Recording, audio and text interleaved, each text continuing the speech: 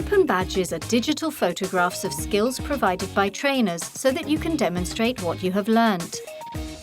When a trainer wants to issue a badge to you, for instance because you completed a learning experience, you will receive an email. Clicking on the Get the Badge link will take you to Bestr, where you can claim your badge. There you can sign up or directly log in if you already have an account. After you've claimed the badge, go to the My Badges page to see it. The badge describes your competency and the way you earned it or demonstrated it. In addition, this badge belongs to a pathway.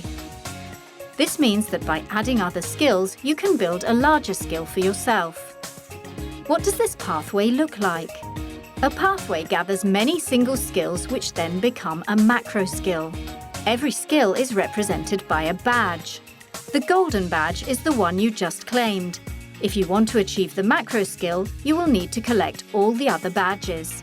As you participate in learning experiences, you will be able to claim more badges. From the Badges in Progress page, you can get back to the pathway you are on and check your progress. When you have claimed all the badges in the pathway, you will receive the Pathway badge. Now that the pathway is complete, you have a new badge and you can demonstrate your macro skill. Share your open badge online or use it in your resume to show others what you can do.